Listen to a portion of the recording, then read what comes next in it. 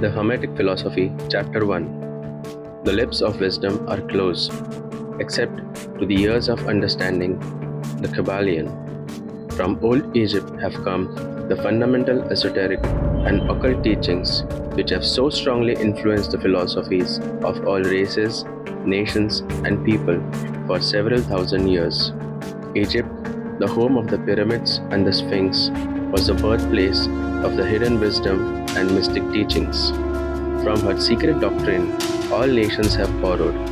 India, Persia, Chaldea, Media, China, Japan, Assyria, ancient Greece and Rome, and other ancient countries partook liberally at the feast of knowledge which the hierophants and masters of the land of Isis so freely provided for those who came prepared to partake of the great store of mystic and occult lore which the masterminds of that ancient land had gathered together.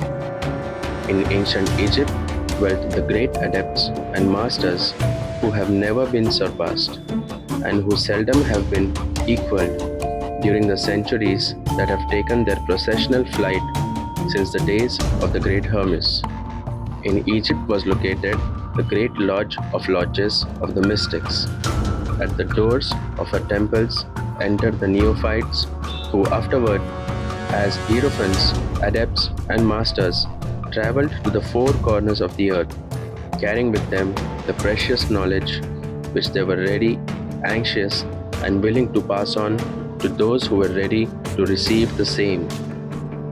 All students of the occult recognize the debt that they owe to these venerable masters of that ancient land.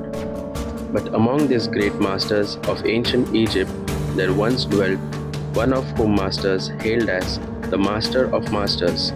This man, if man, indeed he was, dwelt in Egypt in the earliest days. He was known as Hermes Trismegistus. He was the father of the occult wisdom, the founder of astrology, the discoverer of alchemy. The details of his life story are lost to history, owing to the lapse of the years.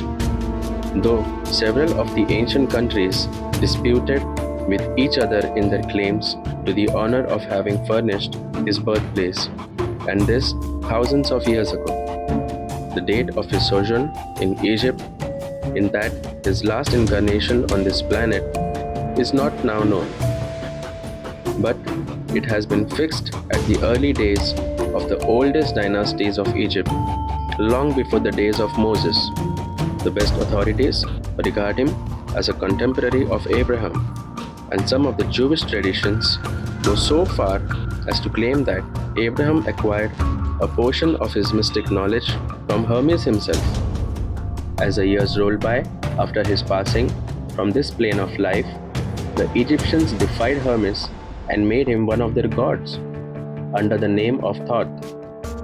Years after, the people of ancient Greece also made him one of their many gods, calling him Hermes, the god of wisdom.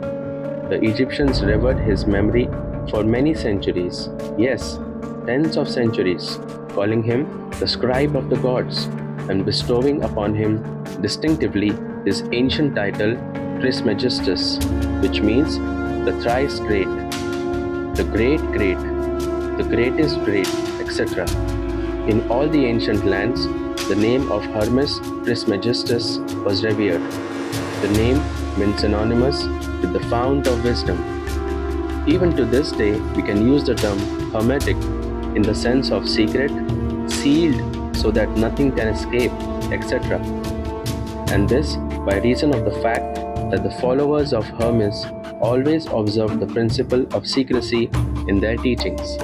They did not believe in casting pearls before swine, but rather held to the teaching, milk for babes, meat for strong men, both of which maxims are familiar to readers of the Christian scriptures, but both of which had been used by the Egyptians for centuries before the Christian era. And this policy of careful dissemination of the truth has always characterized the Hermetics even unto the present day. The Hermetic teachings are to be found in all lands, among all religions, but never identified with any particular country not with any particular religious sect. This because of the warning of the ancient teachers against allowing the secret doctrine to become crystallized into a creed. The wisdom of this caution is apparent to all students of history. The ancient occultism of India and Persia degenerated and was largely lost, owing to the fact that the teachers became priests and so mixed theology with the philosophy, the result being that the occultism of India and Persia has been gradually lost amidst the mass of religious superstition, cults, creeds, and gods.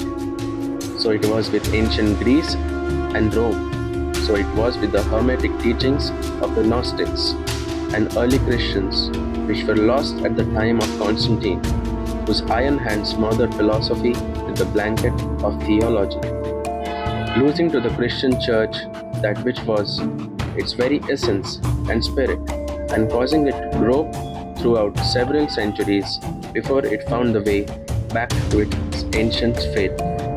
The indications apparent to all careful observations in this 20th century being taught that the church is now struggling to get back to its ancient mystic teachings. To give a thumbs up and also subscribe to my channel. Do press the bell icon to receive notification when I upload a new video on such amazing content. Thank you.